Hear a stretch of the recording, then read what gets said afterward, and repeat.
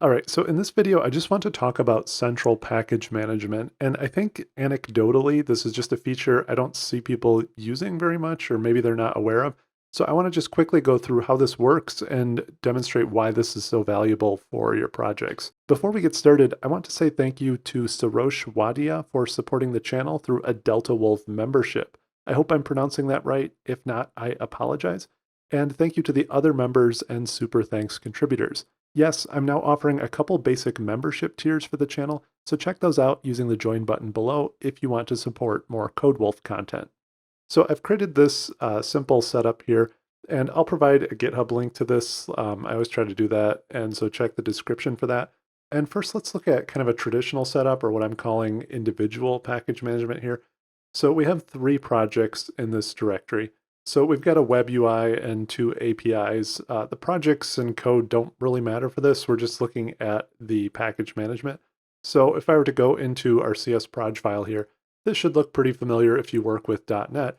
We've got our different package references here, and at the end we can see the versions of those as well. Now, if we look at our other projects, so if I were to open up our product API, and I'll just split screen this. And so if we look at our 2 files here, so this is our web UI and this is our product API on the right. These might look similar, but there's actually something that I like to call version creep here. And that's where different projects are referencing the same package, but slightly different versions of them. So what happens is a developer might get assigned to add a new feature to the product API, and he needs some feature from the latest version of a package. So, they update that version, but they don't go back and update it in the other projects. And so if we look through here carefully, you can see that, for example, Entity Framework here is 6.5, whereas over here it's 6.5.1, and the system.data.sql client is 4.8 instead of 4.9. And what happens is all these little differences add up over time, and so your different projects have slightly different capabilities, and the versioning can kind of end up all over the place and become kind of a mess if you're trying to keep things consistent.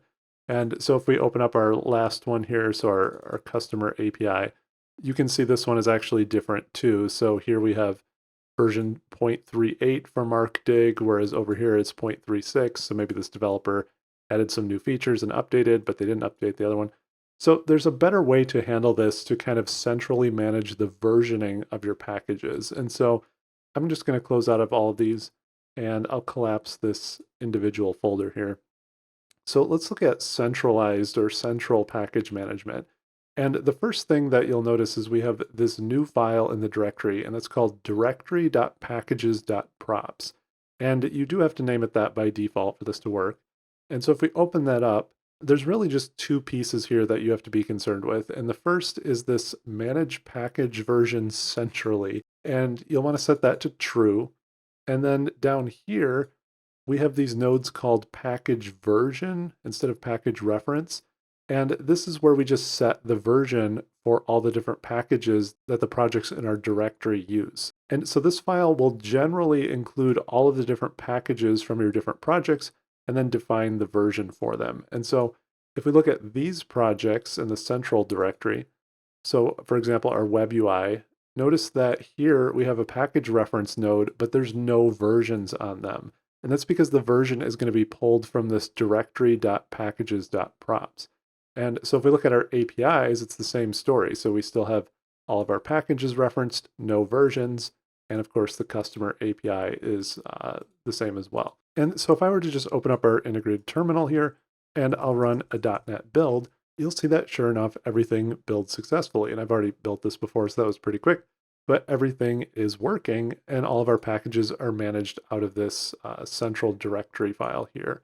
Now, you can customize this to whatever meets the needs of your project. So for example, if we go back up to our customer API CS proj here, you can see there's this version override in here, and that allows us to still define a specific version for this project. So if I were to remove this, it would just revert back to using the one from the directory file. But while this is here, this is similar to if we didn't have a directory file here, it would just use the version defined here. Now, you might also be wondering what happens if we add a new package. So let's test that out as well. So I'll say .NET add package, and I'll just add azure.data.tables. Doesn't really matter what package. And you can see by default that was added to our customer API project. And that's because I ran that command in the customer API project. It might be a little hard to see here, but you can see that's where our command is here. And so it added the entry in the CS proj file, but it didn't include a version. And then when we go down to our directory.packages.props, that's where we'll find our version. So it added it in both places, but it only included the version in the directory files. So as long as you're using tooling like Visual Studio or VS Code, it's smart enough to kind of figure this out, and it'll actually manage those package references appropriately if you have this central management set up. I should also mention that this feature does require you to be on NuGet 6.2 or higher and on .NET 6 or higher. But I think for most people who are running fairly recent stuff, this should work just fine. Now, the last thing I want to wrap up with here is that you can actually have multiple directory.packages.props. And so we have this little tree view here.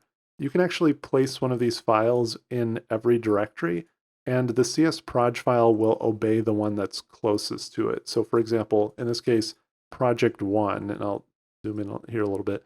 So project one would obey the package references in the directory file that's right in that same solution one, whereas project two doesn't have a directory.props file defined. So it would respect the top level file. So whatever one is closest, it will listen to. And this can be useful if you have really large solutions with multiple tiers of folders and many projects. So you can actually kind of organize things, and maybe you create this file for each logical grouping of the types of projects so they all have similar packages and things like that. So thanks for watching. Please subscribe, and I'll see you next time.